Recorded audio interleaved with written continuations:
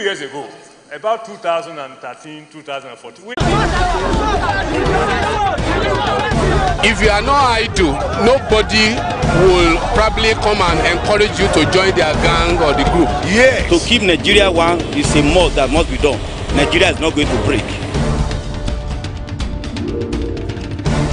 So if I want to buy this one now, how much you go sell this one? I will give you 500. Sure, this one? Yes. This small banana? Yes. I know that Buhari can do it. He has a lot of plans. We should be praying for him. He's a human being. Anything can happen to anybody. The majority of the law they pass belong to them, to favor them, not the masses in Nigeria. If we want to change, let's change generally. Don't let's change half. Let's change generally.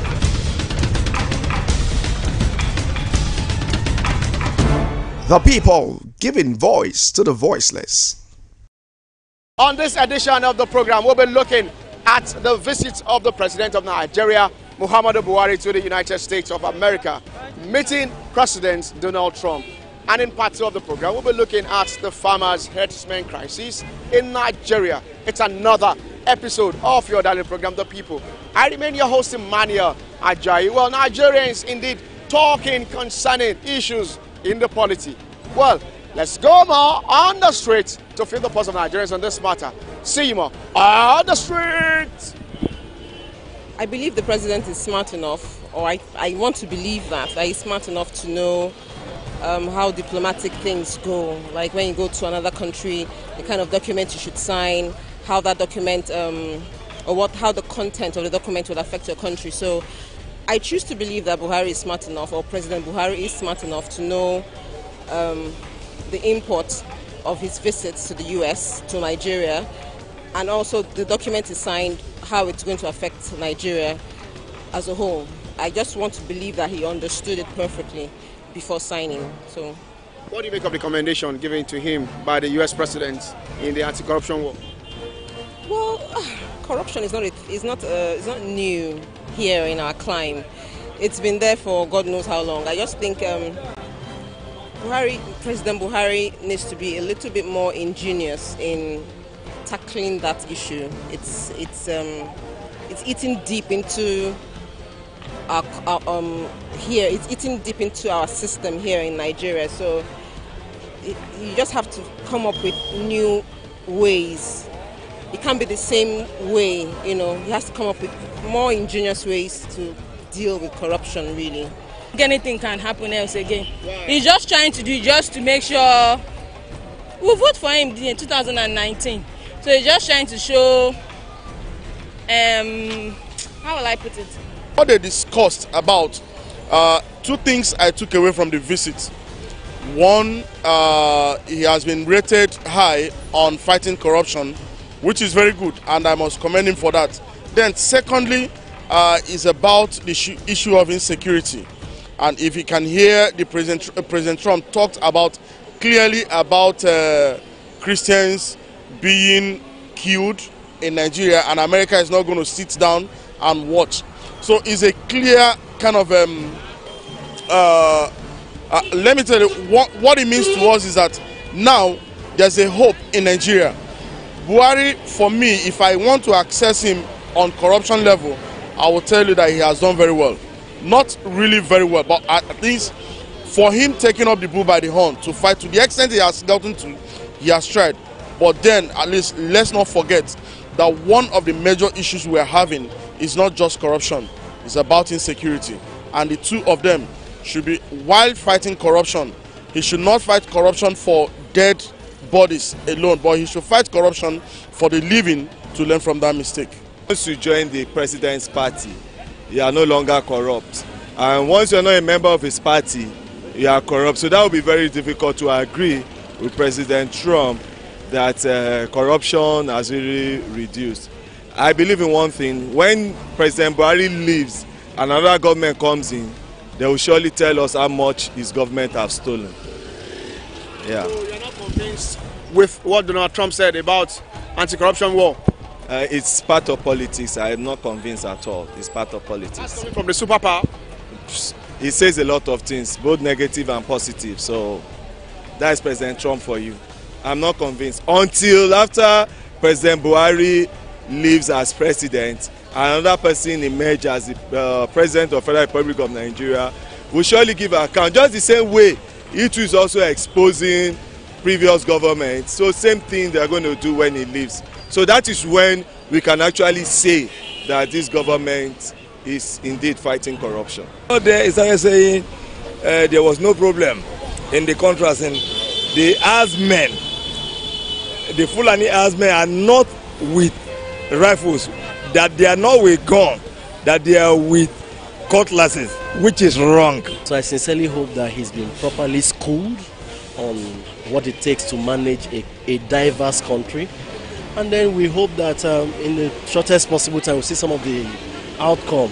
For instance, why should another president be calling the attention of a sitting president to the killings of the citizens in the country?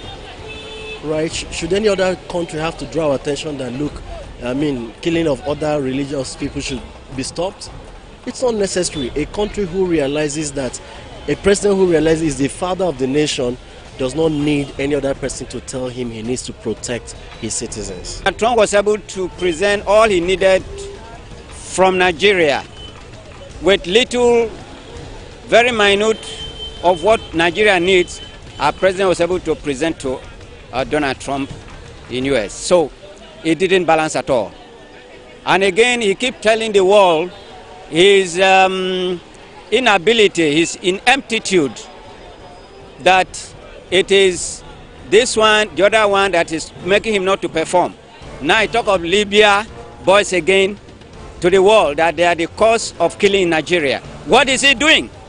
His first assignment to Nigeria as a country, as a citizen, is to protect our lives. The people, the people, the people, giving voice to the voiceless. When I travel home, I discovered that the herders, that's the Fulanis then, killed some, pursued so many people from the farm, which actually is what we are there to, that this is what helps us. But my people run away, they cannot even go to farm anymore. For now, they are home. So I think an urgent measure has to be taken, particularly in Doma, local government of Nasarawa State. It's a serious problem now. People cannot go to farm. The headsmen and what's been happening in places like Makurdi and Jalingo. I'm sorry to say this. I don't think the government has been doing a lot to eradicate it, because looking at the whole thing critically, this is not like an Islamic country, where such things happen. I mean, the Fulani headsmen should have ranches. They should have avenues whereby, it doesn't clash with whatever the farmers has to do. So basically, I think the government should step in, do what is expected to be done, you understand, concerning this issue. So I don't think much has been done about it by the government. So it's quite very disappointing for me. The issue is this: the cattle herdsmen that were taking, they are not the one. The cattle herdsmen, politicians are behind over the matter because of 2019 coming election. Some are the arrest. When it's checked very well, they are not herdsmen. Some they are foreigners, some they are not cattle herdsmen, some they are indigenous, they are involved. If you think about it, find out how many people they arrest, how many cattle herdsmen they got them.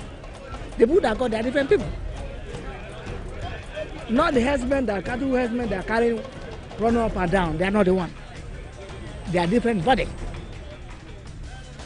So urge the Nigeria to accept patience for the man and find last solution to the problem. What I feel about the herdsmen and the killing of today is really not sincere. The government is not being fair with its citizen. I can remember back in the days, you can go to your farm, conveniently do whatever you want to do and come back. But these days, kidnappers will not allow you, which has affected our food security. If the government is doing enough, the peace we're enjoying back then, even as a Muslim, as a Christian, when it's during Muslim celebration, you see the Muslim, we cook together, we eat together. When it's Christian celebration, we buy clothes and we share together. There's no government without security. It's only security that can move the government forward. So I'm not seeing any work that the government is doing, though they've tried in their own little capacity. But they need to do more. If they are working, I don't see a reason why what happened in the National Assemblies will happen. It's so bad that even in the National Assembly recently, look at what happened. In fact, today in Nigeria, anybody can just come up and do whatever they like and get away with it. That's too bad. That's an insult. That's an embarrassment to the nation as far as I'm concerned. It's no longer news what is happening. But then, I think the government should do more. To do more to encourage us, because these days, if you go to your farm, you're no longer safe. In your house, you're no longer safe. At home, you're no longer safe. The herdsmen walk about with normal guns and this thing. We see them before, but at least we're comfortable. But right now, when you see them, you start running for your dear life. In fact, I catch a lot of Ghanaian stations and I hear a lot of the issues going on in Ghana, Togo, Syria alone, and some other West African countries. But the truth of the matter is, while I was going to work this morning, somewhere around Mashalashi area of Abuja, I saw a herd of cattle in somebody's corn farm, eating away the corn leaves. In fact, I tapped my colleague that was sitting with me. I said, look at that. If the owner of this farm comes now and query these people why the cows are eating this corn farm, they will kill him. Anyway, coming to your questions, I do believe, if you ask me, I will tell you frankly, I do believe that the federal government is not handling the issue correctly. I do believe, because for a very long time, the president kept a very cynicistic silence for a very long time. The people, the people, the people, giving voice to the voiceless. We'll bring it to you from different sides of the divide, and this is how we call it today on your darling program, The People. Nigerians, they're talking concerning the visit of the President of Nigeria, Muhammadu Buhari, to the United States of America, meeting President Donald Trump, and also talking about the herdsmen crisis in Nigeria. Well, it is expected that the issue of good governance will be of top priority in Nigeria. Till I come your way again with another bumper package of your daily program, The People, I remain your indefatigable advocate for the people, Emmanuel Ajayi. God bless you, and God bless Nigeria. Bye for now. If you are not idle, nobody will probably come and encourage you to join their gang or the group. Yes. To keep Nigeria one is a must that must be done. Nigeria is not going to break. So if I don't buy this one now, how much you go sell this one? I will give you 500. Sure? This one? Yes. This small banana? Yes. I know that Buhari can do it. He has a lot of plans. We should be praying for him. He's a human being.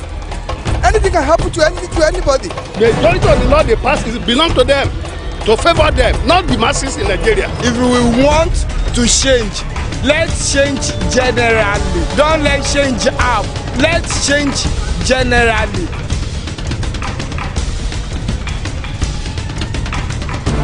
The People, giving voice to the voiceless. If you are not idle, nobody will probably come and encourage you to join their gang or the group. Yes. To keep Nigeria one is a must that must be done. Nigeria is not going to break. So if I don't buy this one now, how much you go sell this one? I will give you 500. Sure? This one? Yes. This small banana? Yes. I know that Buhari can do it. He has a lot of plans. We should be praying for him. He's a human being. Anything can happen to anybody. The majority of the law they pass belong to them, to favor them, not the masses in Nigeria. If we want to change, let's change generally. Don't let's change half. Let's change generally.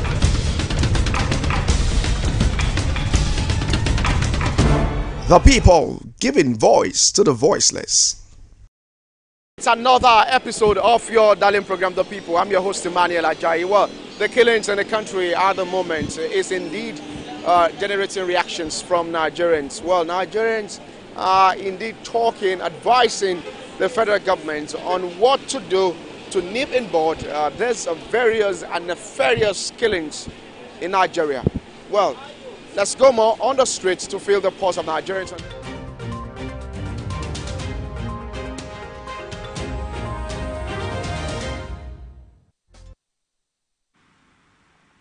Hello, welcome to CoreTV News at 4. I am Olajumoke Olatunji. Report has it that service chiefs have arrived at the presidential villa to meet with President Muhammadu Buhari. This is the second time this week that the service chiefs are holding meeting with the president. The first time was on Tuesday, June 5th, 2018. The senators condemned in its entirety the statement credited to the Minister of Defense, Mansour Dan Ali, linking the killings in Benue and Taraba states to the enactment of the anti-open grazing law. Lawmakers in their reaction called on the Minister of Defense to withdraw the statement, which they say is capable of breeding further danger to members of the public, Osai Osadebawe reports.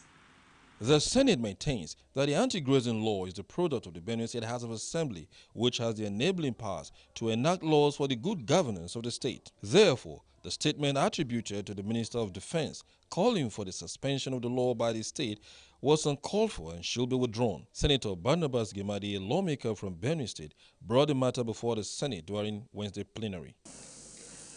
And it was very strange to me that in the mind of the Minister of Defense of this nation, the only way he can solve the problem of hundreds and thousands of people being killed in the state of Benue and Taraba is that the law they made against open grazing of cattle, where you cannot control the conflict between herdsmen and farmers, should be removed.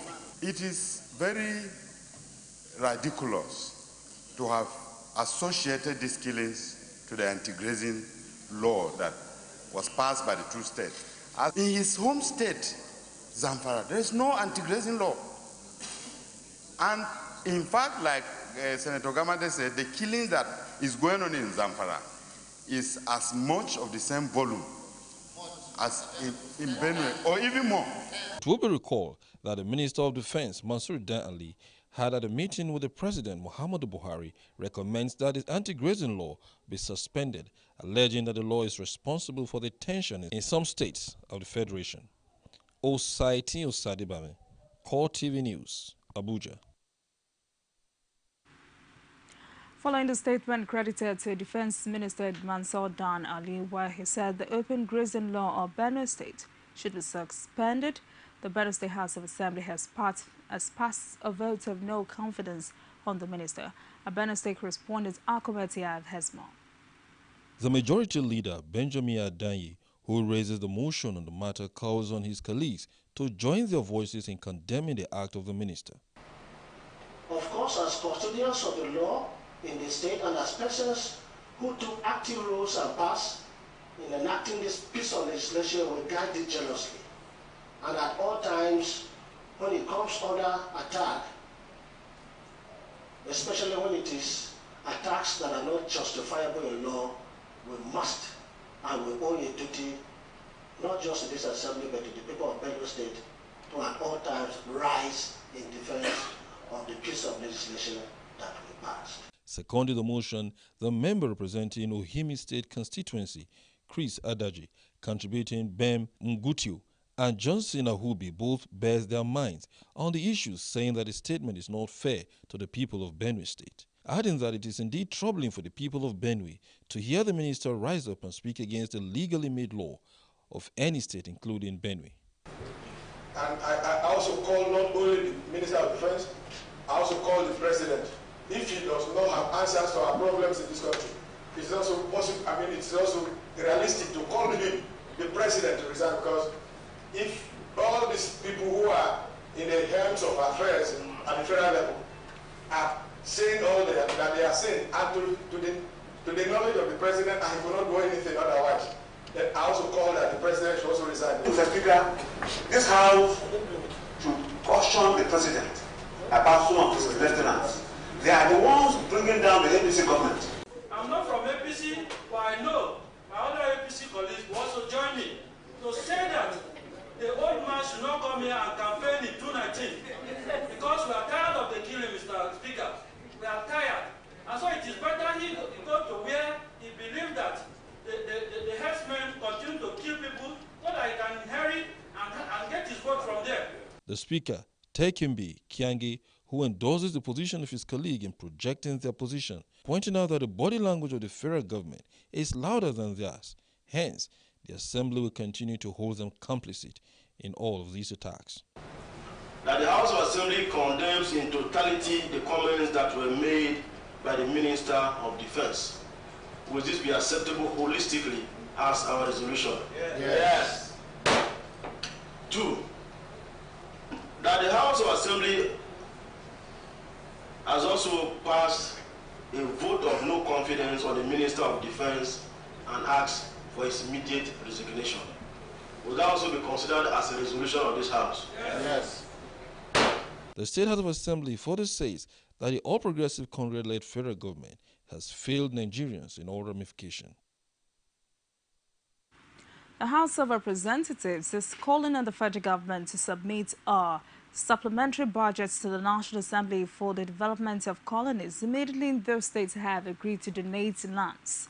The move is part of efforts to contain the herdsmen crisis that have engulfed parts of the nation, leading to the death of many Nigerians.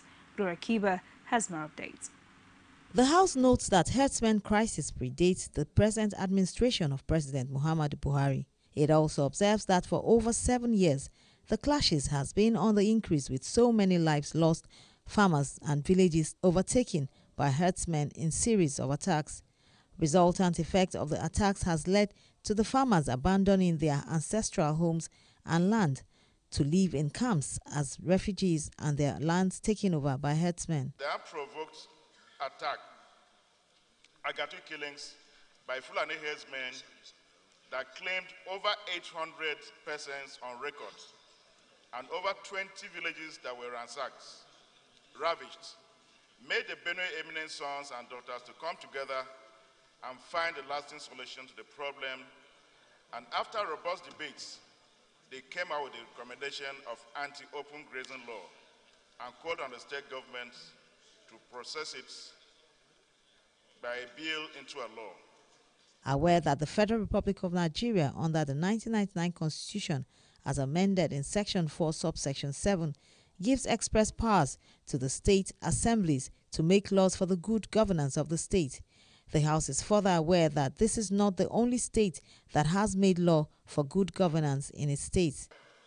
That unless there is no more rule of law in this country, that Nigeria as a federation with federating units and states, it is totally wrong, given the tenets of democracy, for the federal government to dabble into the affairs of states, ignoring the laws of the land in such a manner as this. More so, as the Land Use Act has given powers over lands to governors of states. The House, in a unanimous voice vote, resolves that the National Security Council should rescind its decision calling on the state to suspend anti-grazing law. Gloria Kiba, CoreTV News, Abuja. The House of Representatives has referred a motion on the declaration of June 12 as a National Democracy Day in Nigeria to the House Committees on Justice as well as Rules and Business to look at the presidential proclamation in line with the provisions of the Constitution. This resolution was sequel to President Muhammadu Buhari's declaration of June 12 as Democracy Day. It was a rowdy session on Thursday at plenary on the floor of the House of Representatives, as lawmakers' views were divided on the motion of the declaration of June 12 as a National Democracy Day in Nigeria by the President Muhammadu Buhari. The motion, which enjoyed vast debate from lawmakers, was sponsored by Wale Raji, member representing Ekwe Federal Constituency of Lagos State. In Ondo State, a cross-section of politicians and activists have lauded President Muhammadu Buhari for declaring June 12 as a public holiday. They, however, want the president to do more by ensuring that good governance, which Moshood Abiola stood for when he was alive, is given priority. They also berated past administrations for not honoring June 12. These panelists believe the security challenge in the country has united Nigerians towards the need for an immediate solution. So all these issues, unemployment, will help to resolve conflict. But coming directly to 2019, it is potent, it is latent, it is not just going to be a campaign issue. For instance, the Elders Farmers conflict will replace Boko Haram as a campaign issue. What Nigerians are concerned about is the irresponsible behavior of some political class to use, state security apparatus to deal with their opponent. The panelists believe that managing the security situation in the country demands participations of Nigerians. Will it be possible for the majority of the people to actually go back to their homes? Are they rebuilding the homes that are burnt? These phases of insecurity, the panelists believe, can be contained by citizenship participation, who must see them as byproducts of corruption. A member of the panel. Why can't we then use the tool we have to solve the problem that has pervaded the sector? For the president of the Nigerian Medical Association, healthcare for Nigerians should dictate the presidential campaign narrative. Those in leadership should govern, should provide leadership to make sure that they said, look, you cannot lock the hospitals for which I'm spending so amount of money. My citizens are dying. Arit Efanga, CoreTV News, Abuja. Nigeria's Vice President Yemi Osinbajo says is convinced that the way forward for Nigeria is through innovation and technology, adding that young people doing incredible things in the country represent a future of prosperity and great abundance. The Vice President stated this at the official launch of the Northeast Humanitarian Innovation Scheme in Yola, the domestic capital. Our correspondent Percy Dabang tells us more. Youth from different states of the Northeast, stakeholders and members of the ICRC are gathered here for the official launch of the Northeast Innovation Scheme. The scheme is designed to harness innovations and technological ideas that will bring about solutions towards addressing the problems facing the Northeast. Vice President Yemi Osinbajo describes the scheme as a silver lining in the heavy cloud of insurgency, noting that opportunity must be created for all Nigerians to think through the challenges the country is facing and find solutions to them. The way forward for our country is innovation and technology, and that the young people who we see every day, who are able to do some of these incredible things, represent the future of our country, and they represent it so dramatically, so graphically, that we're all confident that where we're going is indeed a place of great prosperity and abundance, just having regard to all that we see today from these young people. Speaking at the occasion, the governor of Adamawa State, Muhammad Umar Jibrila, represented by his deputy Martins Babali, says the war on insurgency cannot be truly won until there is an early recovery and stabilization of communities. Insurgency will soon be over. As a frontline state, we know the pace and tempo of the counter-insurgency efforts of the federal government. We must commend His Excellency the President, Commander-in-Chief, for successful rolling back the rampaging insurgency and reclaiming our lands. We equally wish to commend our gallant fighting forces and other security outfits for all these successes. One of the key drivers of the Innovation Hub, International Committee of the Red Cross, ICRC, allows the youths for nursing the initiative. The Humanitarian Hub here will focus on providing solutions to humanitarian problems. The aspiration is to catalyze the creation of local and inclusive innovations by bringing together the displaced persons, humanitarian actors such as us, social entrepreneurs, businesses, public and private sectors, with a shared goal of scaling effective, efficient and ethical solutions to common humanitarian challenges. Participants were presented various speeches on innovative ways that will help victims. This is CoreTV News at 4. We'll take a break now. We're back with more stories. Please join us again. You can now watch CoreTV News live from anywhere in the world on our website www.coretvnews.com. Click on Live TV on our website and watch us live. Hello and welcome to CoreTV Primetime News broadcast. To follow us on Twitter, click on Twitter icon on our website. On Facebook, click on the Facebook and YouTube to see all our previous news production. You can also watch us live on YouTube. Click CoreTV, leave a space, then News. CoreTV News. a 24-hour news station. Hi, I am Anete Patrick, host of your program Abuja Today, that brings you highlights of happenings in Nigeria's Federal Capital Territory from the Office of the Federal Capital Territory Administration. I appeal to all of us citizens, leaders, politicians, and all to support this team to be able to restore the Abuja Master Plan. To the streets that involves every boy, every girl, every man, every woman, and every youth.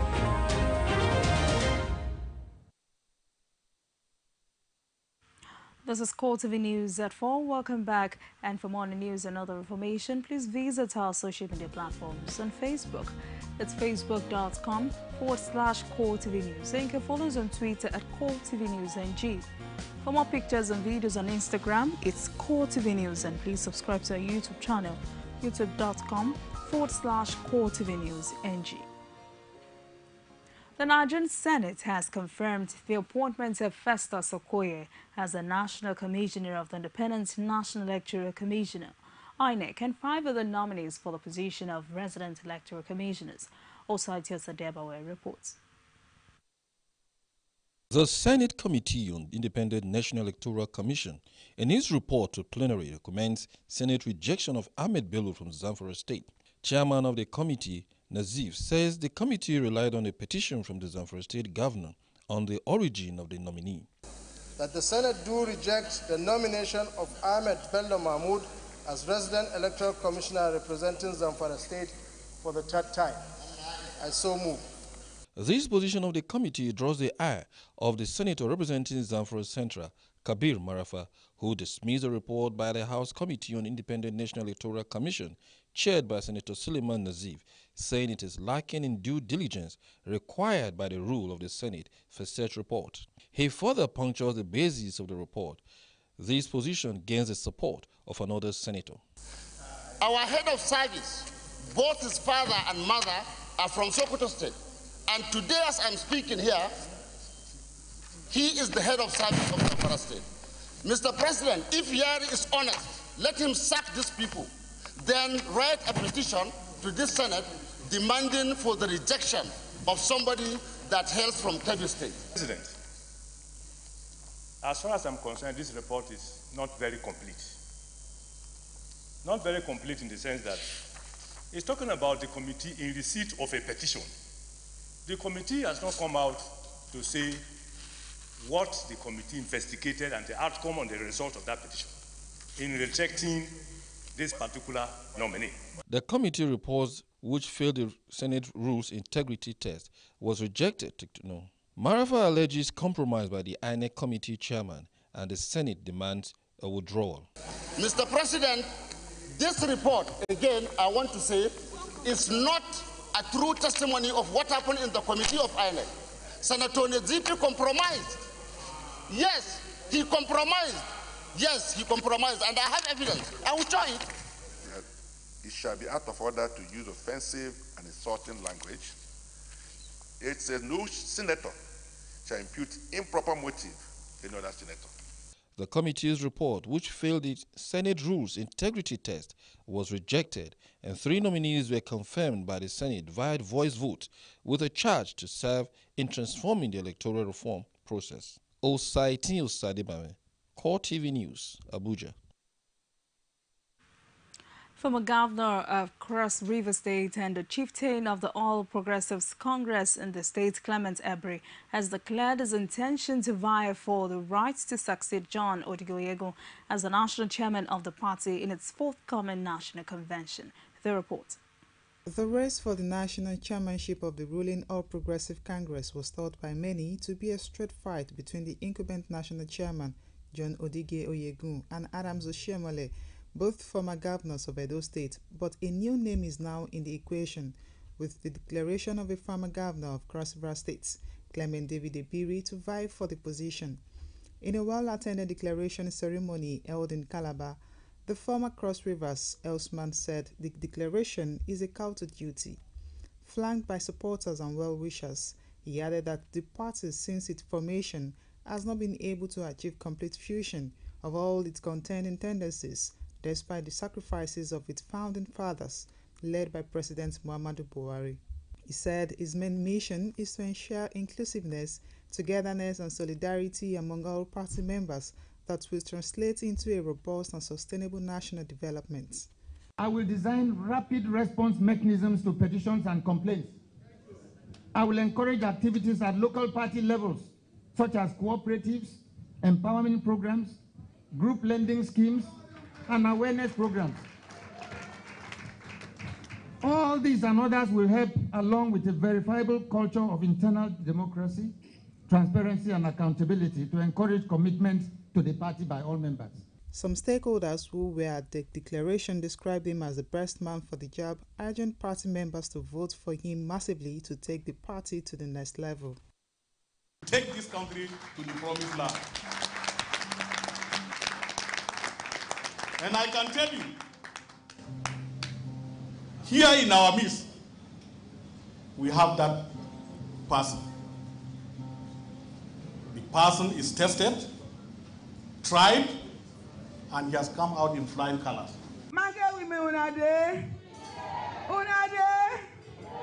And we come here to endorse our father, our husband, our customer, our everything. That we, the market women of Cross River State, Obalego, Obudu, Calabar, Calabar South, Calabar North, we say, Papa, Kariwaka. On behalf of APC in Cross River State, we unanimously and unequivocally endorse His Excellency Chief Clement Ebre to go forward and contest without fear for the post of national chairmanship of our great party, APC. They described the former Cross River State Governor as astute administrator who should be backed for the party's top job and forge a united and stronger party as the 2019 elections approaches.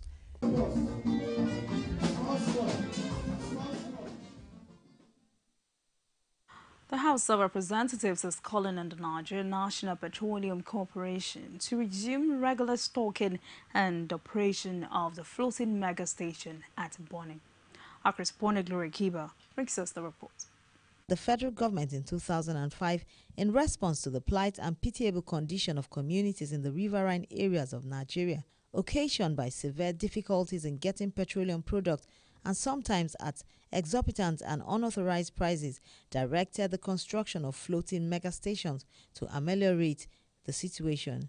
Aware that in order to give effect to the laudable intervention, about 700 to 800 million naira was invested in building each station with an installation capacity of 300,000 liters to ensure regular supply of premium motor spirit, automotive gas oil, dual-purpose kerosene at approved retail prices in the creeks to ease difficulty of the riverine communities and to boost commercial activities.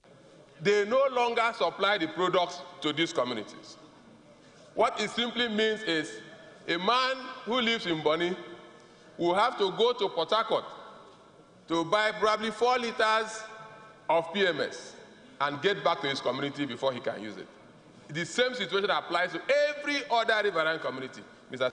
And in some cases, if he has enough money to buy more than a portion for the day, on his way back, he will be arrested, and they will not tell him that you are doing illegal bunkering, Mr. Speaker.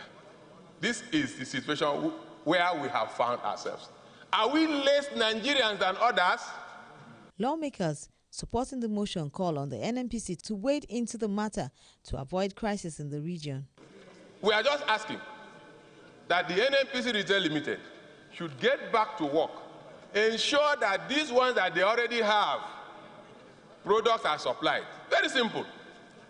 We have not come with the added questions yet. Are these stations enough? The answer is no, they are not enough.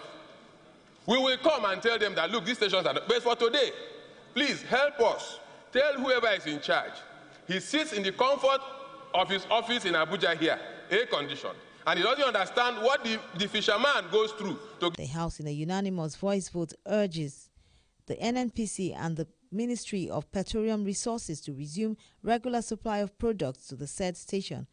Further mandates the Committee on Petroleum Resources, Downstream and Legislative Compliance to work out modalities for ensuring compliance and report back within 4 legislative weeks for further actions. Gloria Kiba, CoreTV News, Abuja. The Federal Capital Territory Administration (FCTA) has reaffirmed its commitment to ensure that the intra-city rail mass transit service comes on stream for commuter service in a matter of weeks. Anita Patrick has more. Oha gave these assurances while he led directors and management staff of the administration on inspection tour of the 78-kilometer Abuja Light Rail project.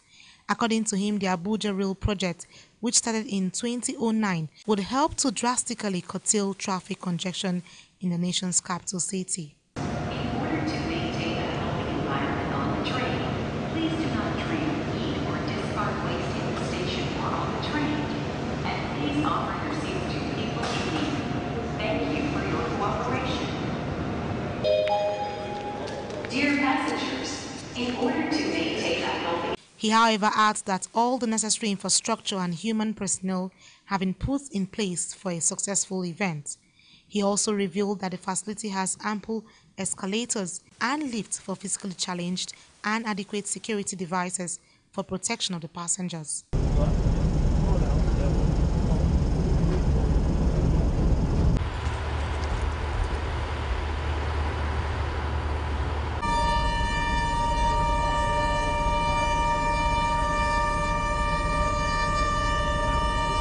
The Federal Capital Territory Administration is also calling on the residents of the FCT to own the project that will make significant contribution to the transport experience for the city residents, one comparable to world-class transportation for that matter. Anita Patrick, CoreTV News, Abuja.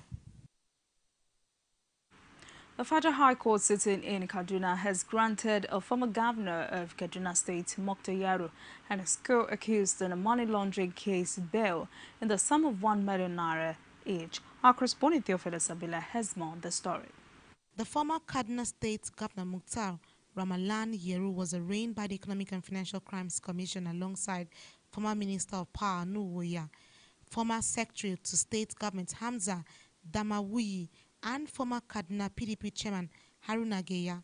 They were accused of money laundering and conspiracy in handling 700 million campaign funds given by the PDP national headquarters in 2015. At the court, thousands of former Governor Yeru, 3 others and PDP supporters in the state took over the major road leading to the court while holding posters, various placards calling for the release of the 4 accused persons. Counsel to the accused persons, Ustaz Yunus, said the former governor and 3 others were granted bail by the presiding judge, Justice Mohammed Shoaibu. The application for their bail, and the judge granted them bail. Each one of them was granted bail in the sum of 1 million naira and 2 shorties. That is, one of the shorties must have landed property. Ustaz Yunus further condemned the public display of the former governor Yeru and others' pictures while in the EFCC custody. The issue of profiling the defendants, no law allows it in this country, and we pray that those people, those officers who did it, must be cautioned.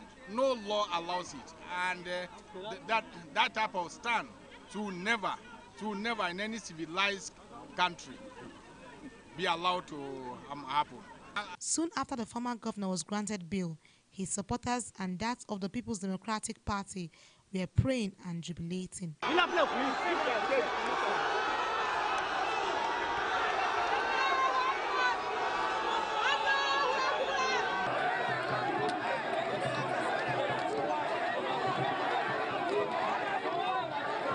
The case has been adjourned to September 26th for hearing. Members of staff of Revenue Mobilization, Allocation and Fiscal Commission have staged a peaceful protest at the Commission's headquarters in Abuja, demanding appointment of board members and other issues. The protesting staff and other labor unions besieged the Commission's office over the organization's neglect by federal government.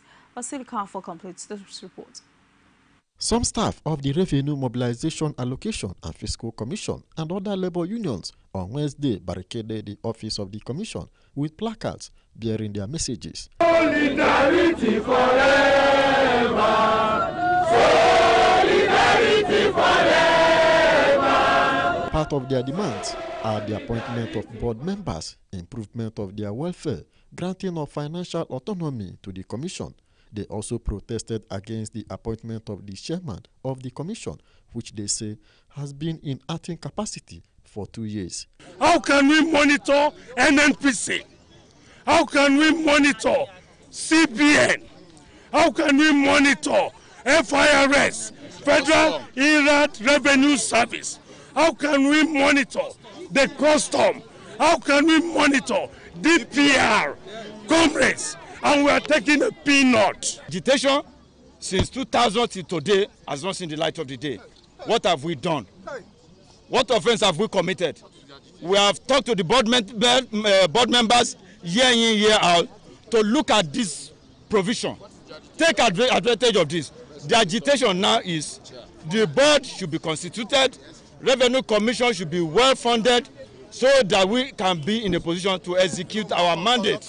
The protesting staff have also called on President Muhammadu Buhari to look into the alleged neglect of the organization, threatening to take drastic actions if the authorities fail to meet their demands. That this is form of another corruption. When you are contacting the job of the staff to a consultancy, there are some group of people that are trying to make money out of this consultancy, and we are saying no. And that is why we cannot close our eyes, neither close our mouth. As the staff protests with their placards, police operatives stationed around the area to forestall any breakdown of law and order. Basil Okafo, CoreTV News, Abuja. Nigerian National Petroleum Corporation has announced a new environment policy to enhance its waste management practice and reduce pollution across its areas of operation. Our correspondent Kikilamo Okere has more updates on the story. The group managing director, who was represented by the chief operating officer, Gas and Power, says the new environment policy will enable the corporation to effectively manage waste stream generated during its operation by using the best available technology to ensure that the people and environment are protected. At NNPC, we are committed through our waste management policy to manage the waste streams generated during our activities by using the best available technology so as to protect the people, the materials, the equipment, and of course, at large, the environment. It says the NNPC is implementing principle of 3 R's: reduce, reuse, and recycle, in order to achieve goal 0 of no harm to people and no harm to environment throughout its operations. In line with the waste management policy, NNPC is inclined towards continual improvement of its waste management practice by employing the principle that is well known as the 3 R's. That is to say, to reduce, to reuse, and upon all, to recycle, so as to achieve goal 0 initiative of no harm to people and no harm to environment throughout our operations. NNPC boss reiterates that the corporation will continue to improve on its waste management practice in line with the 3 R's policy, noting that the theme of this year's World Environment Day, Beat Plastic Pollution, is a call to action for everyone to rise to tackle one of the greatest contemporary environmental challenges by making positive change in their everyday lives to reduce the heavy burden of plastic pollution on the environment. Kikelomo Okere, CoreTV News, Abuja. Let's take some stories from outside Nigeria. Opposition politicians in Guatemala, once the head of the Emergency Response Agency dismissed the state Conrad failed to heed advance warnings about Sunday's deadly eruption of the Fuego volcano. A senior opposition figure, Maria Tarasena, says the government should investigate whether there was criminal negligence, and 99 people are now known to have died since Sunday, and nearly 200 others remain unaccounted for. Villages on the slopes were buried in volcano ash and mud after fuego erupted. Subsequent small eruptions and the high temperatures of the rock and mud debris have made search teams' work extremely difficult. More than 1.7 million people have been affected, with more than 3,000 people evacuated. Human rights campaigners have lost a Supreme Court appeal over the legality of Northern Ireland's abortion law. The court dismissed an appeal brought by the Northern Ireland Human Rights Commission, but a majority of judges say the existing law was incompatible with human rights laws in cases of fetal abnormality and sexual crime. Unlike other parts of the UK, the 1967 Abortion Act does not extend to Northern Ireland. Currently, a termination is only permitted in Northern Ireland if a woman's life is at risk or if there is a risk of permanent and serious damage to her mental or physical health. The NICHR had argued that the current law subjects women to inhuman and degrading treatment, causing physical and mental torture, in violation of the European Convention on Human Rights. Let's take some sport news now. Mike Hesson has announced his resignation as coach of New Zealand after 6 years in charge. His deal was due to run out after the 2019 World Cup in England and Wales. Under Hesson, New Zealand reached the 2015 World Cup final and won 21 of 53 tests, 65 of 119 one-day internationals, and 30 of 59 2020 matches. The Black Caps also reached number 1 in the 2020 rankings, second in one-day internationals, and third at test level under Hesson, who was appointed in 2012. They also beat England 1-0 in a 2-test series, which turned out to be his last in charge. As the Kiwis are not scheduled to play again until October, the process to find Hesson's successor will commence shortly, with New Zealand next in action against Pakistan in the United Arab Emirates starting in October. England have less chance of winning the FIFA World Cup than Peru. This is according to sports data company Grace Notes. The Peruvians, ranked 11th in the world, 2 places ahead of England, have been given a 5% chance of lifting the trophy in Moscow on July 15th, while Gareth Southgate's side have a 4% chance, the same as Belgium and Portugal. 5-time champions Brazil are favourites with a 21% chance of winning the tournament, ahead of Spain, Germany and Argentina. England face Tunisia, Panama and Belgium in Group G, and they have a 71% chance of reaching the knockout rounds. However, their odds stumble in the quarterfinals, where they could face the likes of Germany or Brazil, with an 80% chance of reaching the semi and 9% chance of making the final. That's it on CoreTV News at 4. Thank you very much for watching. I am Olajumoke Olatiji. Have a good evening.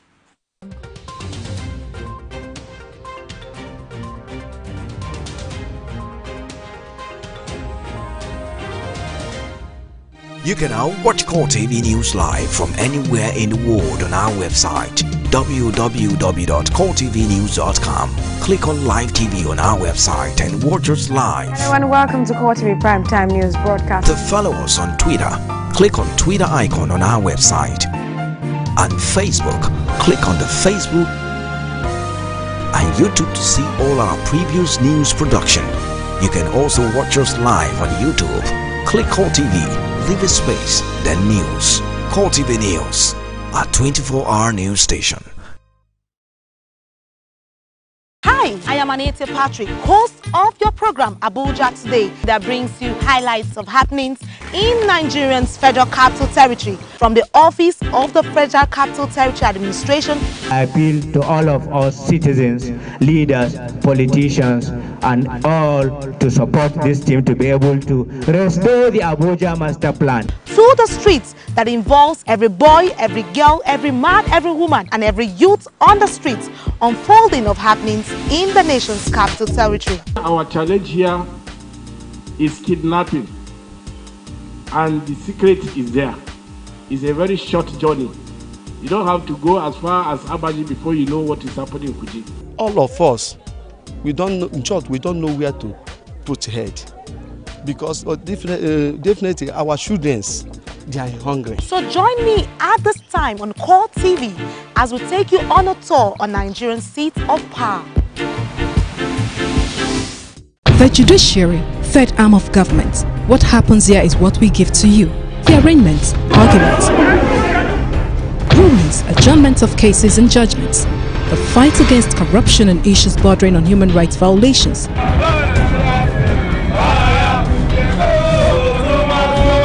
The doctrine of least spenders ought to have been respected, that no arm of government, however powerful, should take the laws into his hands as held by the Supreme Court. Justice is one way. It's either you go for justice or justice go after you. But I've never seen a situation where an individual is afraid of justice. We move from court to court to give you updates on legal matters, when they happen and where they are happening, going extra miles to get reactions from the parties, even when they're not in the mood to speak. No comment. Talk to my lawyer. Watch Legal Scope on CoreTV News at this time. Democracy allows for fair hearing. This is reckless. This is ungodly. When news break, we engage experts in critical analysis. Do you see your party coming into power come 2019? This administration will succeed and succeed well. You cannot be running a 4-year tenure like you are running a 20-year tenure. He has done fairly well, especially where insurgency and terrorism is concerned. Then it gets controversial. They have a right to their opinion. Can we, very interesting gentlemen, just hold on. I am about principle and I am about thought. Now, you see, let me say this. So that our soldiers will be free, we should also ask for justification. Core Digest, your #1 program for current issues.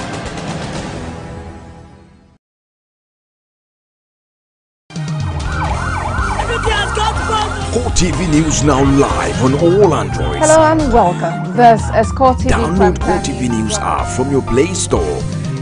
Click on the menu to see all our top stories from politics, sports, business, foreign news and live TV to watch us live on your mobile. I want to know why I should be believing them. You can also click on video to see all our YouTube videos.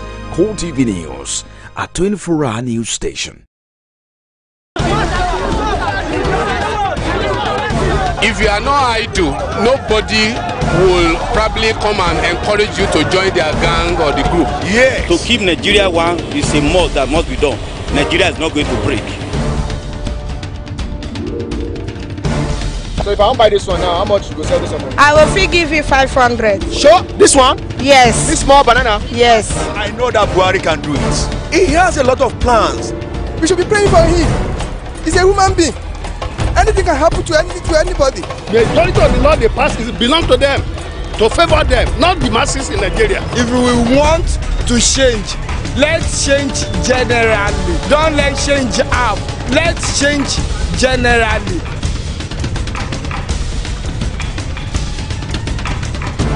The people giving voice to the voiceless. This is what infrastructure is the backbone of development, which explains the Buhari government's effort at bridging the facility gap. Infrastructure Weekly is a television package designed to bring you latest information of hundreds of development projects going on in various sectors all over the nation. There is no state in Nigeria today where you will not see our contractors busy at work. Power generation, rural electrification, road rehabilitations, national housing scheme, construction of roads and rail lines across the country, you name it. We are now able to produce 7,000 megawatt of power. That is no longer debatable. Infrastructure Weekly is Nigerians working together for a better Nigeria. So be better informed to take better informed decisions. Watch Infrastructure Weekly, showing on Channels Television, Thursdays 2:30 p.m., NTA Network Wednesdays 5 p.m., and CoreTV News Fridays at 8 p.m. Infrastructure Weekly, making development known.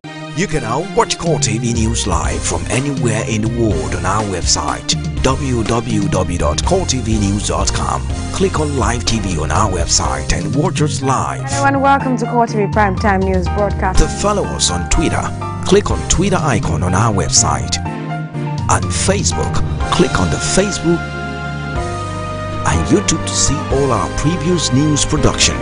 You can also watch us live on YouTube. Click CoreTV, leave a space, then news. CoreTV News, a 24-hour news station.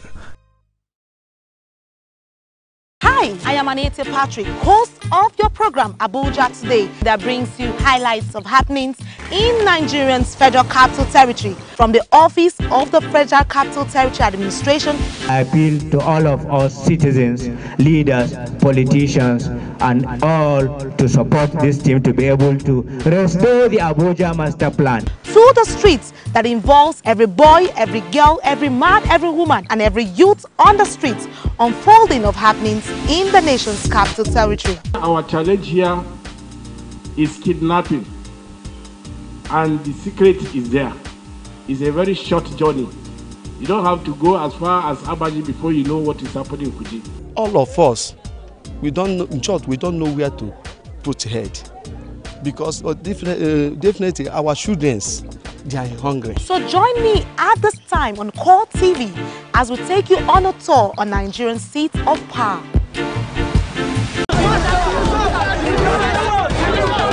If you are not idle, nobody will probably come and encourage you to join their gang or the group. Yes. To keep Nigeria one is a must that must be done. Nigeria is not going to break. So if I want to buy this one now, how much you go sell this one? I will give you 500. Sure? This one? Yes. This small banana? Yes. I know that Buhari can do it. He has a lot of plans. We should be praying for him. He's a human being. Anything can happen to anybody. The majority of the law they pass belong to them, to favor them, not the masses in Nigeria. If we want to change, let's change generally. Don't let change half. Let's change generally.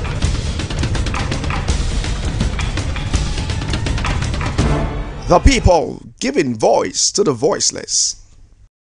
On this edition of the program, we'll be looking at the visit of the President of Nigeria, Muhammadu Buhari, to the United States of America, meeting President Donald Trump. And in part 2 of the program, we'll be looking at the farmers' herdsmen crisis in Nigeria. It's another episode of your darling program, The People. I remain your host, Emmanuel Ajayi. Well, Nigerians indeed talking concerning issues in the polity. Well, let's go more on the street to feel the pulse of Nigerians on this matter. See you more on the street. I believe the president is smart enough, or I want to believe that he's smart enough to know how diplomatic things go. Like when you go to another country, the kind of document you should sign, how that document, how the content of the document will affect your country. So I choose to believe that Buhari is smart enough, or President Buhari is smart enough to know the import of his visits to the US, to Nigeria, and also the document is signed, how it's going to affect Nigeria as a whole. I just want to believe that he understood it perfectly before signing. So, what do you make of the commendation given to him by the US president in the anti-corruption war? Well, corruption is not new here in our clime. It's been there for God knows how long. I just think President Buhari needs to be a little bit more ingenious in tackling that issue. It's eating deep into our here. It's eating deep into our system here in Nigeria. So you just have to come up with new ways. It can't be the same way, you know. He has to come up with more ingenious ways to deal with corruption, really. Anything can happen else again. Wow. He's just trying to do just to make sure we'll vote for him in 2019. So he's just trying to show, how will I put it? What they discussed about, 2 things I took away from the visit. One, he has been rated high on fighting corruption, which is very good, and I must commend him for that. Then secondly, is about the issue of insecurity. And if you can hear the President Trump talked about clearly about Christians being killed in Nigeria, and America is not going to sit down and watch. So it's a clear kind of let me tell you what it means to us is that now there's a hope in Nigeria. Buhari, for me, if I want to access him on corruption level, I will tell you that he has done very well. Not really very well, but at least for him taking up the bull by the horn to fight to the extent he has gotten to, he has tried. But then, at least, let's not forget that one of the major issues we are having is not just corruption, it's about insecurity. And the two of them should be, while fighting corruption, he should not fight corruption for dead bodies alone, but he should fight corruption for the living to learn from that mistake. Once you join the president's party, you are no longer corrupt. And once you are not a member of his party, you are corrupt. So that will be very difficult to agree with President Trump that corruption has really reduced. I believe in one thing: when President Buhari leaves and another government comes in, they will surely tell us how much his government have stolen. Yeah. So you're not convinced with what Donald Trump said about anti-corruption war? It's part of politics. I am not convinced at all. It's part of politics. That's coming from the superpower. He says a lot of things, both negative and positive. So that's President Trump for you. I'm not convinced until after President Buhari leaves as president, another person emerges as the president of the Federal Republic of Nigeria. Will surely give an account, just the same way it is also exposing previous governments. So same thing they are going to do when he leaves. So that is when we can actually say that this government is indeed fighting corruption. There is saying there was no problem in the contrast, and the herdsmen, the Fulani herdsmen are not with rifles, that they are not with guns, that they are with cutlasses, which is wrong. So I sincerely hope that he's been properly schooled on what it takes to manage a diverse country. And then we hope that in the shortest possible time we'll see some of the outcome. For instance, why should another president be calling the attention of a sitting president to the killings of the citizens in the country? Right? Should any other country have to draw our attention that, look, killing of other religious people should be stopped? It's not necessary. A country who realizes that, a president who realizes he's the father of the nation, does not need any other person to tell him he needs to protect his citizens. Trump was able to present all he needed from Nigeria with little, very minute of what Nigeria needs. Our president was able to present to Donald Trump in US. So it didn't balance at all. And again, he kept telling the world his inability, his ineptitude, that it is this one, the other one that is making him not to perform. Now I talk of Libya boys again to the world that they are the cause of killing in Nigeria. What is he doing? His first assignment to Nigeria as a country, as a citizen, is to protect our lives. The people, the people, the people, giving voice to the voiceless. When I travel home, I discovered that the herders, that's the Fulanis then, killed some, pursued so many people from the farm, which actually is what we are there to, that this is what helps us. But my people run away, they cannot even go to farm anymore. For now, they are home. So I think an urgent measure has to be taken, particularly in Doma, local government of Nasarawa State. It's a serious problem now. People cannot go to farm. The herdsmen and what's been happening in places like Makurdi and Jalingo. I'm sorry to say this. I don't think the government has been doing a lot to eradicate it, because looking at the whole thing critically, this is not like an Islamic country, where such things happen. I mean, the Fulani herdsmen should have ranches. They should have avenues whereby, it doesn't clash with whatever the farmers has to do. So basically, I think the government should step in, do what is expected to be done, you understand, concerning this issue. So I don't think much has been done about it by the government. So it's quite very disappointing for me. The issue is this: the cattle herdsmen that we are taking, they are not the one.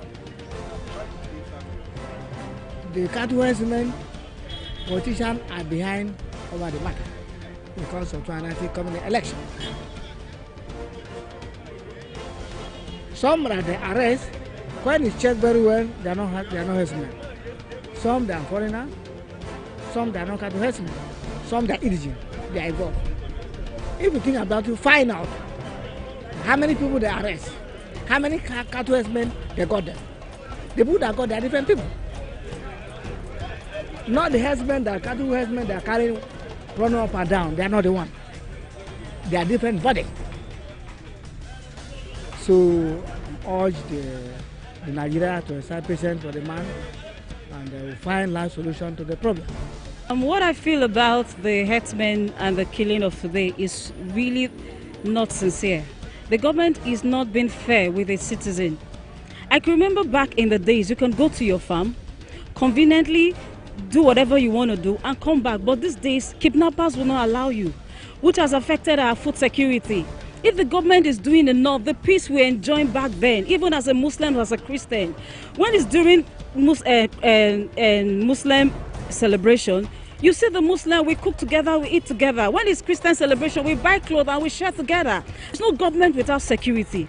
It's only security that can move the government forward. So I'm not seeing any work that the government is doing, though they've tried in their own little capacity. But they need to do more.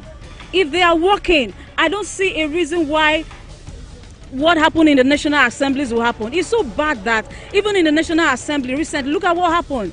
In fact, today in Nigeria, anybody can just come up and do whatever they like and get away with it. That's too bad. That's an insult. That's an embarrassment to the nation as far as I'm concerned. It's no longer news what is happening. But then, I think the government should do more. To do more to encourage us, because these days, if you go to your farm, you're no longer safe. In your house, you're no longer safe. At home, you're no longer safe. The herdsmen walk about with normal guns and this thing. We see them before, but at least we're comfortable. But right now, when you see them, you start running for your dear life. In fact, I catch a lot of Ghanaian stations and I hear a lot of the issues going on in Ghana, Togo, Syria alone, and some other West African countries. But the truth of the matter is, while I was going to work this morning, somewhere around Mashalashi area of Abuja, I saw a herd of cattle in somebody's corn farm, eating away the corn leaves. In fact, I tapped my colleague that was sitting with me. I said, look at that. If the owner of this farm comes now and query these people why the cows are eating his corn farm, they will kill him. Anyway, coming to your questions, I do believe, if you ask me, I will tell you frankly, I do believe that the federal government is not handling the issue correctly. I do believe, because for a very long time, the president kept a very cynical silence for a very long time. The people, the people, the people, giving voice to the voiceless. We'll bring it to you from different sides of the divide, and this is how we call it today on your darling program, The People. Nigerians, they're talking concerning the visit of the President of Nigeria, Muhammadu Buhari, to the United States of America, meeting President Donald Trump, and also talking about the herdsmen crisis in Nigeria. Well, it is expected that the issue of good governance will be of top priority in Nigeria. Till I come your way again with another bumper package of your daily program, The People, I remain your indefatigable advocate for the people, Emmanuel Ajayi. God bless you and God bless Nigeria. Bye for now. If you are not idle, nobody will probably come and encourage you to join their gang or the group. Yes. To keep Nigeria one is a must that must be done. Nigeria is not going to break. So if I want to buy this one now, how much you go sell this one? I will fee give you 500. Sure? This one? Yes. This small banana? Yes. I know that Buhari can do it. He has a lot of plans. We should be praying for him. He's a human being. Anything can happen to anybody. The majority of the law they pass belong to them, to favor them, not the masses in Nigeria. If we want to change, let's change generally. Don't let change half. Let's change generally.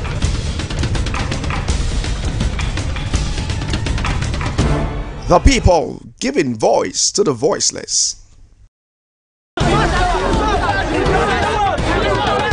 If you are not idle, nobody will probably come and encourage you to join their gang or the group. Yes. To keep Nigeria one is a must that must be done.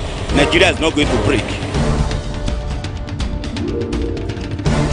So if I want to buy this one now, how much you go sell this one? I will free give you 500. Sure, this one? Yes. This small banana? Yes. I know that Buhari can do it. He has a lot of plans.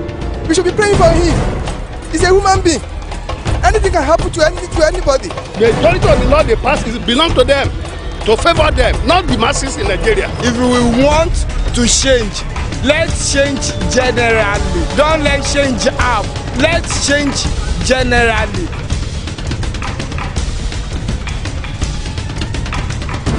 The people giving voice to the voiceless. It's another episode of your darling program, The People. I'm your host, Emmanuel Ajayi. Well, the killings in the country at the moment is indeed generating reactions from Nigerians. Well, Nigerians are indeed talking, advising the federal government on what to do to nip in bud there's various and nefarious killings in Nigeria. Well, let's go more on the streets to feel the pulse of Nigerians on this matter. As I remain your host, Emmanuel Ajayi. See you more on the streets.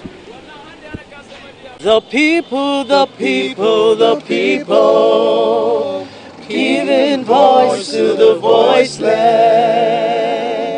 All I think I can say about it is for the government to respond quickly to exactly what's going on and not to shy away from it.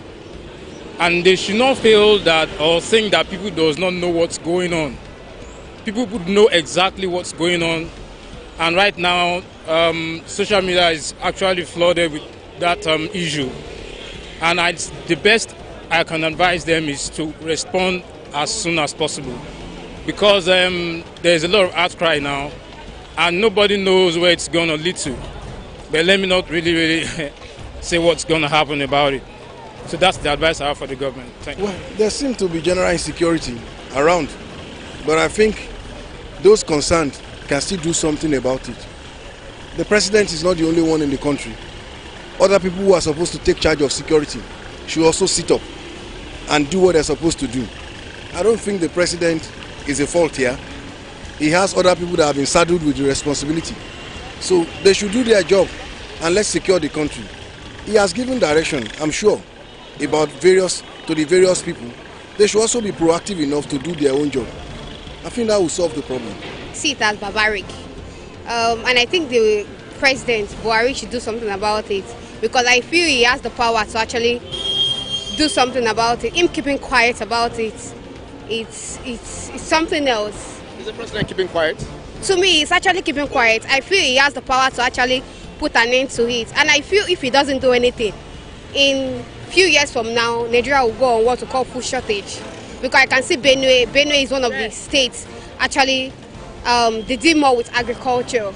They're the ones supplying the food to the nation. So them not if this killing continue, I feel there'll be shortage of food in Nigeria. Nobody can be comfortable with it. So what's the solution?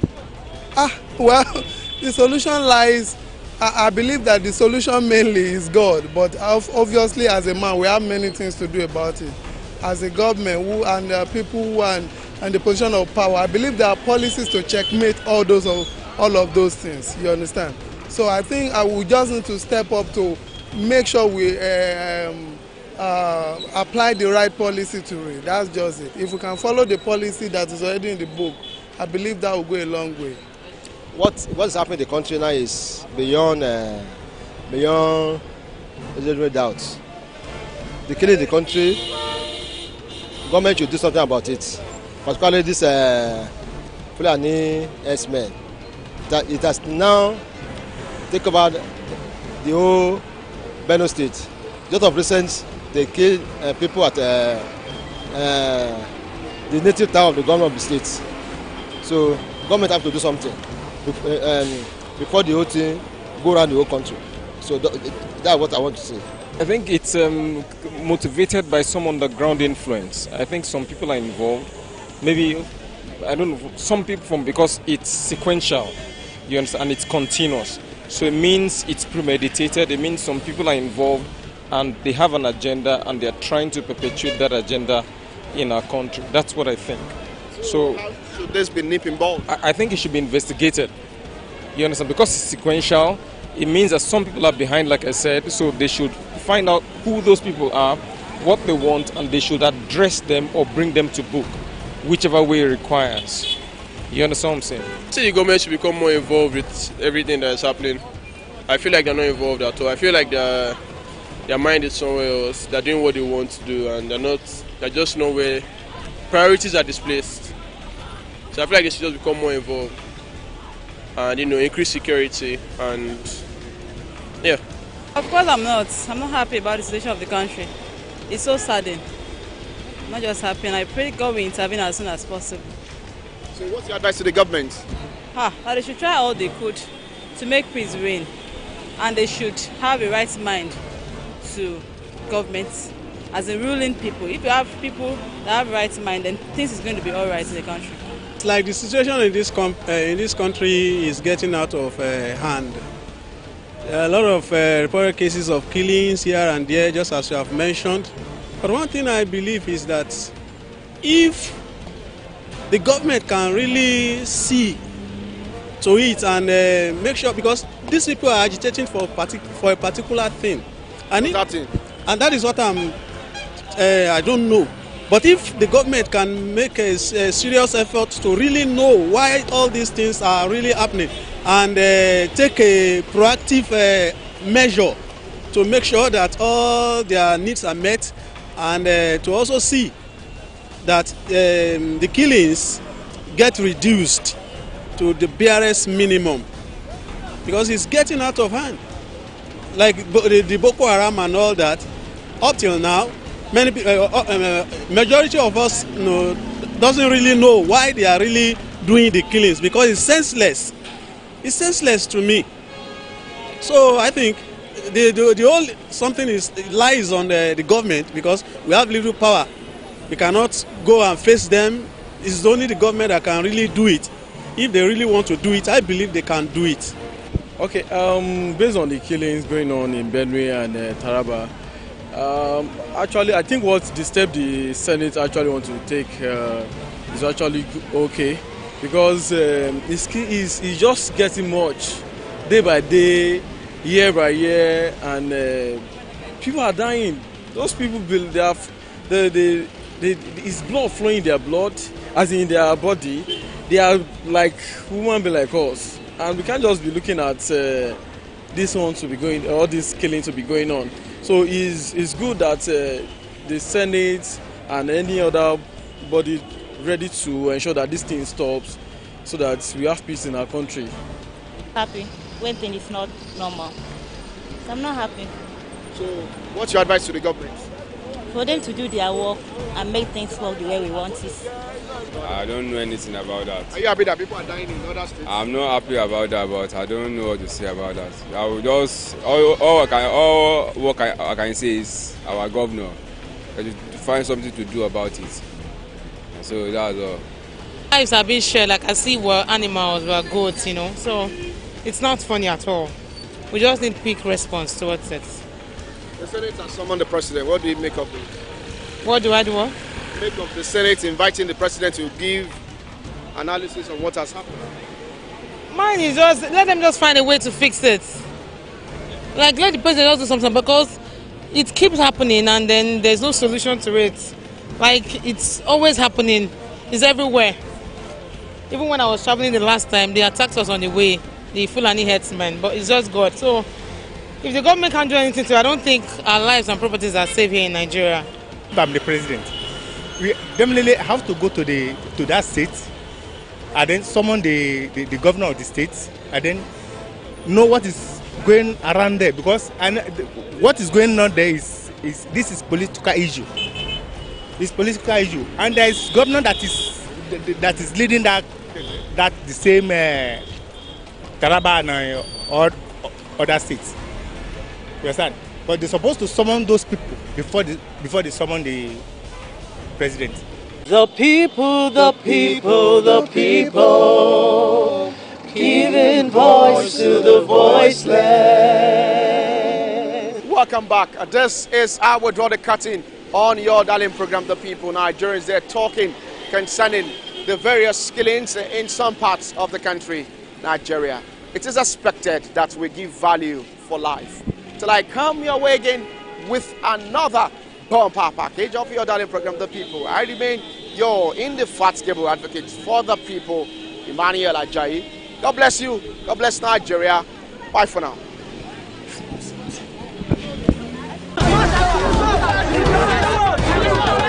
If you are not idle, nobody will probably come and encourage you to join their gang or the group. Yes. To keep Nigeria one is a must that must be done. Nigeria is not going to break. So if I don't buy this one now, how much you go sell this one? I will fee give you 500. Sure? This one? Yes. This small banana? Yes. I know that Buhari can do it. He has a lot of plans. We should be praying for him. He's a human being. Anything can happen to anybody. The majority of the law they pass belong to them, to favor them, not the masses in Nigeria. If we want to change, let's change generally. Don't let's change half. Let's change generally.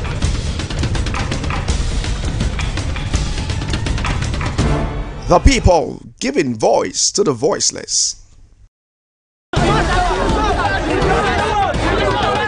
If you are not idle, nobody will probably come and encourage you to join their gang or the group. Yes. To keep Nigeria one is a must that must be done. Nigeria is not going to break. So if I don't buy this one now, how much you go sell this one? I will fee give you 500. Sure? This one? Yes. This small banana? Yes. I know that Buhari can do it. He has a lot of plans. We should be praying for him. He's a human being. Anything can happen to anybody. The majority of the law they pass belong to them, to favor them, not the masses in Nigeria. If we want to change, let's change generally. Don't let's change half. Let's change generally.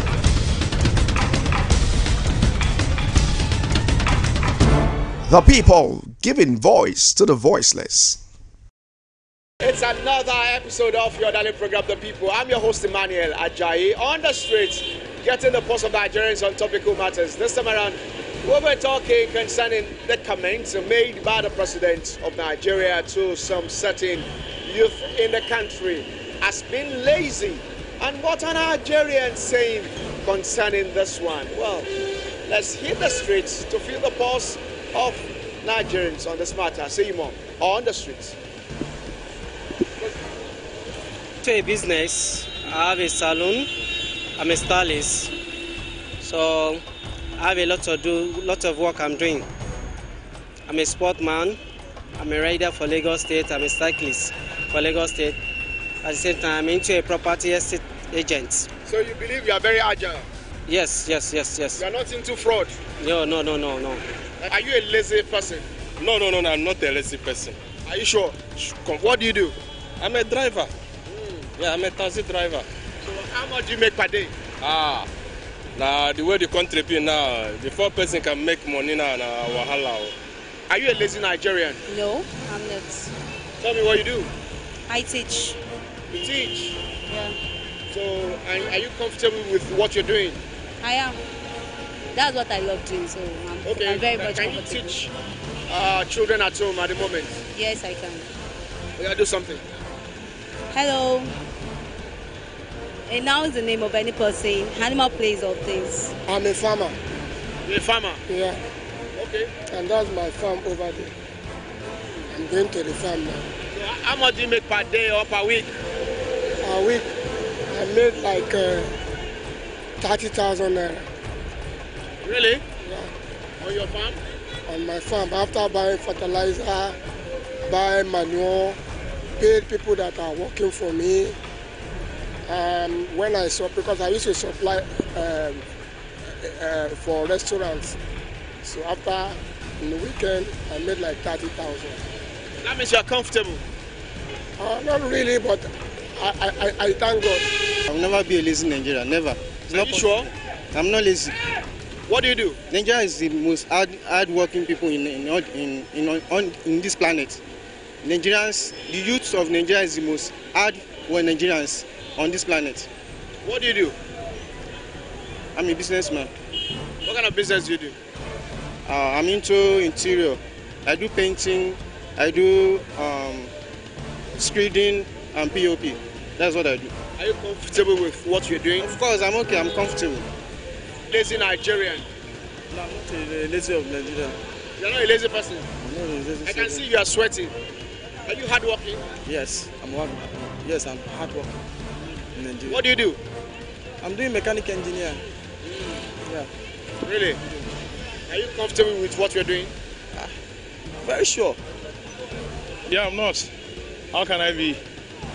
Yeah, like I wake up very early in the morning, 5:30, and then I get back home very late, around 9:10. So how can I be lazy?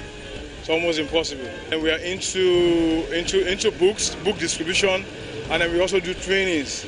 Yeah, so that's the kind of job I do. And then I also do other jobs part-time. And when I get home at night, I also do a little coding for myself. So for me, I don't understand. When you talk about laziness, I don't think that's in my DNA, and even in other Nigerians' DNA too. You are not a lazy Nigerian. At all, I'm never a lazy Nigerian. Really? Yeah. Tell me, what do you do? I'm an engineer, a networking engineer. So how rigorous is your work? Well, my work is very cool, nice. I'm into CCTV, IP cameras, installation and supplies. And are you comfortable with what you're doing? Very much comfortable. Well done. Are you a lazy Nigerian? I'm not a lazy Nigerian, bro. Really? Yep. I can see you even carry this heavy load of bag. Well, he's saying he's not a lazy person. Tell me, what do you do? Yo, I'm a graduate, but still searching for a job. No, you're still searching? Yeah. Is that why you're carrying this bag? No, I went to pick, I went for a weekend. I went to visit a friend. I'm just coming from a friend. So you believe you're not lazy? I'm not a lazy So Nigerian. if you're given work to do, you work. If the opportunity is given to me today, I will embrace it. You're not waiting for oil money? I'm not waiting for any kind of joy that come my way. I will embrace it for now. Are you a lazy Nigerian? No. Tell me, how do you mean? What do you do? I'm a student. You're a student? Yeah. So you believe if you're out of school, you work? Sure, yeah. You will not wait for oil money? No. Really? Yeah, no. So aside from going to school, what other things are you doing? Actually, I want to learn makeup artistry. So that. You believe that will add more income to you? Yes. I'm going to fashion designer stuff. So you see yourself as hardworking Nigerian? Yeah, sure. Are you a lazy Nigerian? No. Really? How can I be a lazy Nigerian? I wake up as early as 5 a.m. to go to my office at VI, and I come back as late as 9 p.m. So how can you call me like a lazy Nigerian?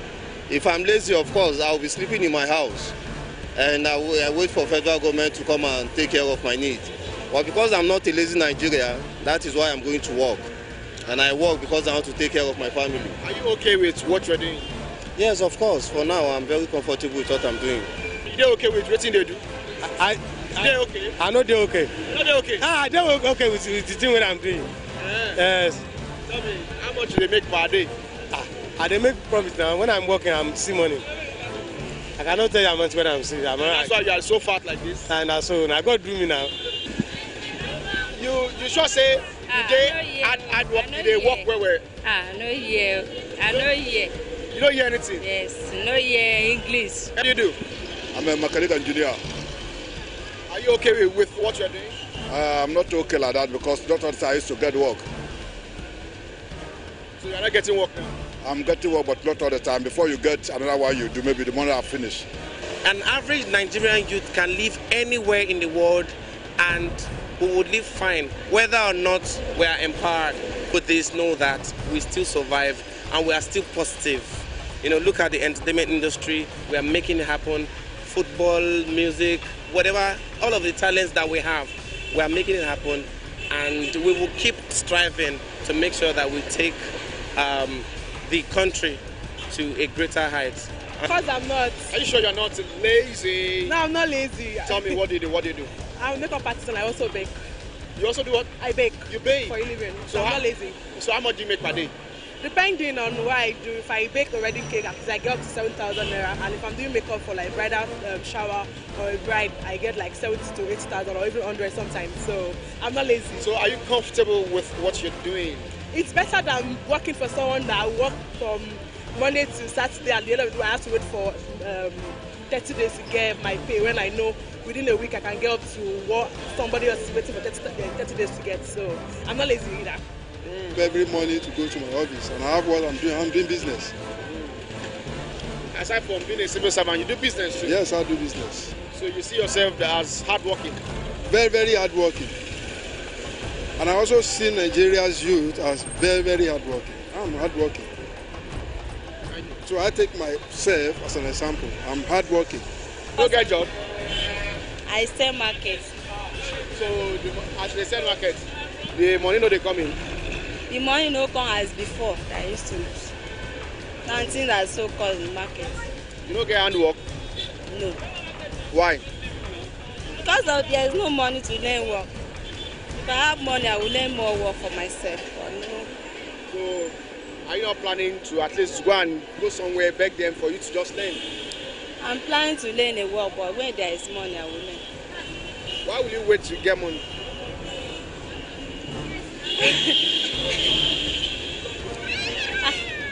I don't know what to say. Nigeria is so, I don't know, things so. Why Nigeria? Why not yourself?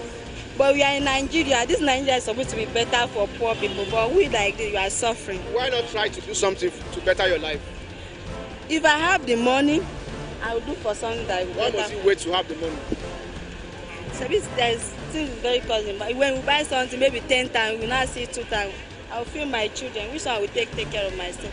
Which one will learn the work? Welcome back. This is our draw the curtain on your darling program, The People Nigerian, talking concerning the comments made by the President of Nigeria, Muhammadu Buhari. It is expected that young Nigerians in Nigeria will be useful for the greatness of this country. Till I come your way again with another bumper package of your darling program, The People. I remain your indefatigable advocate for the people, Manuel Ajayi. God bless you. God bless Nigeria. Bye for now. The people, the people, the people, giving voice to the voiceless.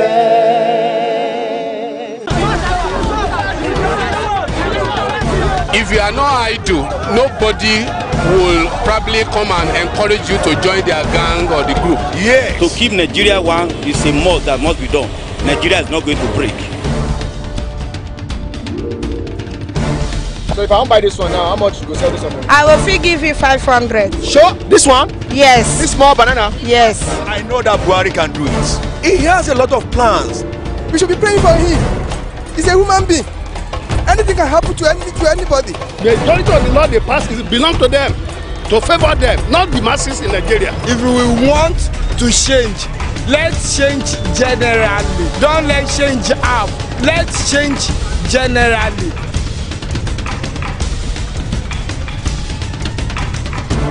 The people giving voice to the voiceless. If you are not idle, nobody will probably come and encourage you to join their gang or the group. Yes. To keep Nigeria one is a must that must be done. Nigeria is not going to break. So if I want to buy this one now, how much you go sell this one? I will fee give you 500. Sure? This one? Yes. This small banana? Yes. I know that Buhari can do it. He has a lot of plans. We should be praying for him. He's a human being. Anything can happen to anybody. The majority of the law they pass belong to them, to favor them, not the masses in Nigeria. If we want to change, let's change generally. Don't let's change half. Let's change generally.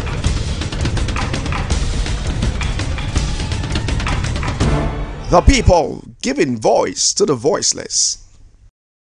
What a wonderful day, City Lagos, Nigeria. It's another episode of your darling program, The People. I'm your host, Emmanuel Ajayi, on the streets, feeling the pulse of Nigerians on topical matters. This time around, we're talking concerning the alleged looters list released by the Minister of Information and Culture, Lai Mohammed. And what are Nigerians saying at this time? Let's go more on the streets to feel the pulse of Nigerians on this matter. As I remain your host, Emmanuel Ajayi. See you more on the streets. The kangaroo list, just to blackmail opposition. Where is the list coming only from the opposition side? Does it mean from 1999 to date, it's only the opposition party members that have looted this treasury? What about the past presidents that came twice under this? Is it because they are too big, their hands are too big for handcuffs? Let justice prevail. As far as I'm concerned, that list is a kangaroo list. I don't see any fairness about the list, you understand? Because some people, what I say about the list, what of those who move from PDP to APC? Some of them they have looted. I mean, there are some of them are looters as well, but their name are not there. You understand? So, and some of the list, I mean, some people names I saw in the list. I think they are still having most of them are having a court case. The action of the looters that has put Nigeria where we find ourselves today. So it's better they publish their names and persecute them so that others will learn from it. Before putting their names outside, they make sure that they have been duly prosecuted before releasing their name. You cannot just an allegation that has not been proved legally. You don't go on releasing their names. You make sure that they are guilty of it before you now release their names. I've not seen any ex-PDP member on the list. So they're telling us that all the new, the converted PDP member that was in APC, that was in PDP before, are clean. So I think they are biased with the results. Why do you say so? They have been biased because I think there's no, out of those lists, no, there's none APC, the new APC member that was PDP before during General Charles regime. They were not on the list, so obviously it's biased with it. All right. I believe before now, if they are serious, if they have anything to offer, if they are serious about it, they're supposed to release it before now. Nigerians have been asking them to publish these names. They refused. But at the time the election is around the corner now, they are bringing lists. The lists that have been counted, I don't believe it. Why? It's too late. It's just to score some cheap goals, political goals. That's the way I see it. Although to my own opinion, I just see that as a blackmailing, to blackmail others, to blackmail opposition, so that they can gain opportunity to win second time.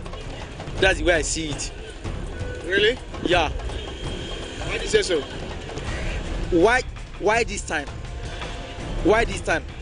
Why is it that during the election, when the election is about to take place, they now bring the issue of looter out? So they are trying to bring down the opposition so that they can gain advantage to win the next election. That's where I see it. What I can say is that the two political parties, both the APC and the PDP, are corrupt. The reason why I'm saying is that all the politicians, even though the one in the House of Assembly, all of them are corrupt. So you cannot say one side is corrupt. What of the other side? The other side of it, you cannot even say, is it everybody that is in the House of Representatives, is it all of them that is clean? So what we are saying is that let everybody come out and say, all of us, we are corrupt, not one-sided. The list, I'm not saying anything special about the list. They are seeing the same people now. So what are we talking about? You are not the same APC and PDP. They are the same people. So there's nothing special about the list. If they want to do the right thing, they do the right thing.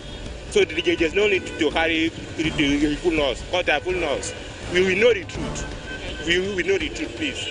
I don't want to be partisan, but what I want you to let you know, any name released, the person has a right to go to court if it's clean. I will not criticize the government for releasing it. Though some people might say we have other corrupt people in the other camp, but it is the owners, there's owners on the people they mention their name to defend their name. I'm not saying anything more than that. Why? Because the government of the day, they are more or less God of the day. And if they impugn your name in any matter, you have a right to seek redress. Perhaps this is the time for the lawyers to smile. We've known them to be a liar and then deceiver. They're just doing that to deceive because they know that election is coming around and they want to buy into the hearts of people, claiming that they are innocent, they are saints, and then trying to point finger at others that they are looters, which it is glaring and we all know who are the people looting our fund in the nation. So they are not exempted among the looters. Even if they release any list, they are not exempted. It's just that there's a mixture because we can't differentiate from APC and PDP because they're swapping from one party to the other. Majority of them came from one party, went back there, and then, you know, when you did wrong, maybe you corrupt in one party and you want to take refuge, you go to the next party, then your secret is covered for as much as you are in the ruling party. So that's what is happening. So there are lots of them, if not all of them, in the APC that they are looters, they are thieves. As I can see, it doesn't cover the corrupt people in the government because Nigerians per se, we don't look at corruption as an evil now because of the way the country is run. If the leadership can do something extraordinary to start it from the grassroots, so that list I can say something about it. But now I don't take that list as a serious issue. Why? In every aspect of Nigerian life, you can see the corrupt. If you go to the police from the grassroots, that's why the list. Even if they begin to write the fake, I don't look at the fake. I don't look at the list.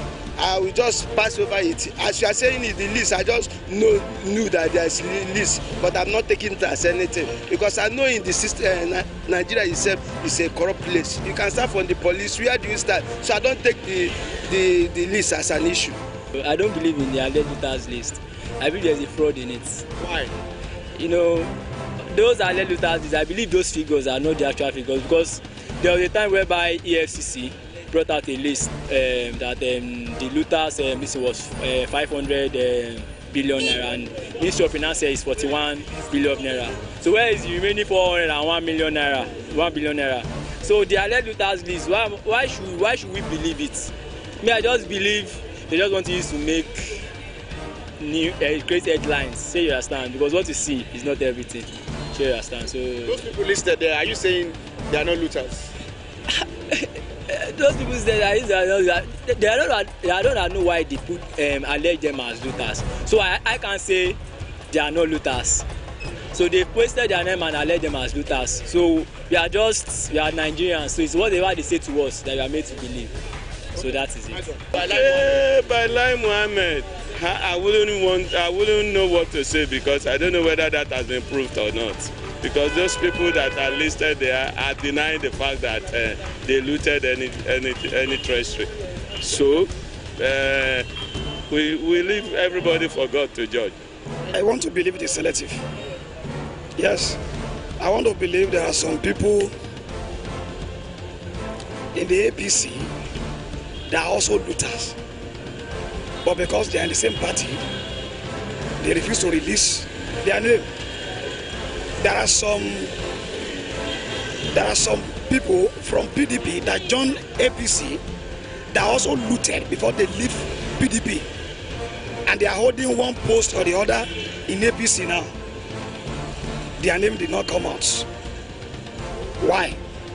Though some of those names they mention, they are, of course, some of them know that they are wrong, but it is also good if they can balance it, bring the name of other people in the APC, bring the name out.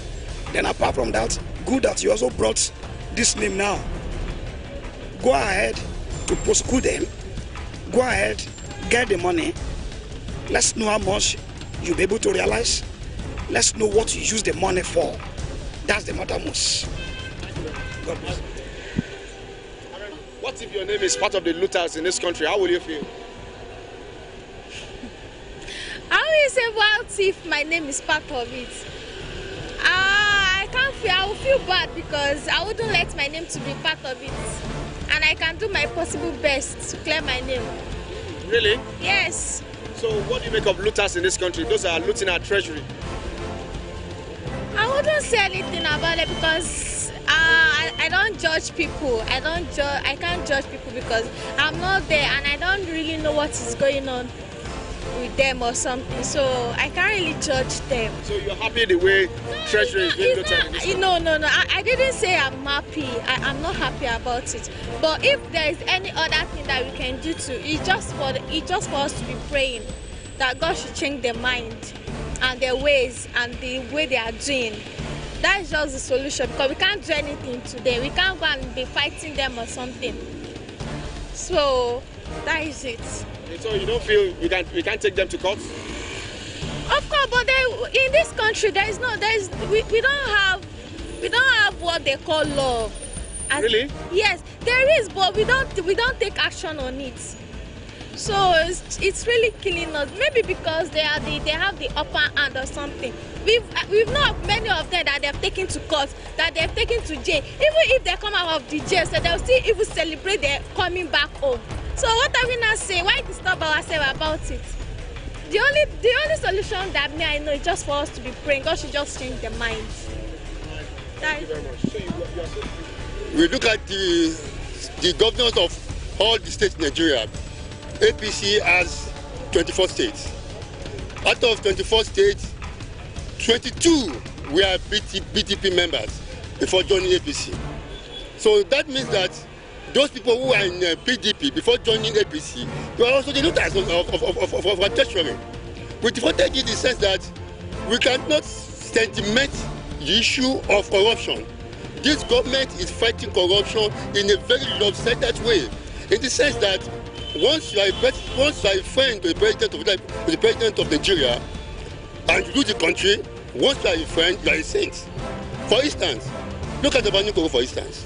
Obani Koro too looted the treasury and he was found wanting. And they run after him. He left this country. When he came back, he paid some money and joined the APC. When he joined the APC, he became a saint. Look at Bayelsa State Governor, Chiba Alimesia. When Jonathan was there, he was tried for looting, and 47 of his house was impounded when Jonathan was there. Then they joined the APC. All the houses were given to him. They were fooling who? Are we fighting corruption? That's how to fight corruption. Somebody said Buhari is clean. Fine, it's clean. But people under him are all looters. PDP came up with a very fundamental question. The question is that how does Buhari fund his campaign fund? Where does he get the money from? It's not from the Amishi, and other PDP members who put money into his campaign before he become the president. So what are we saying? Nigerians are suffering. There's no work. No free education is no longer there. And when they came in, they promised us. So many things were promised. None. So what's the solution to all this? The solution to all this is that let these old people, these old politicians, leave us alone. Let them leave us alone. Let we decide our president that rule this country. We don't want for the foreign president again, because when they appoint for us, they control them. And when they control them, we have no say. Our vote does not count. When your vote counted, it is when you choose a president.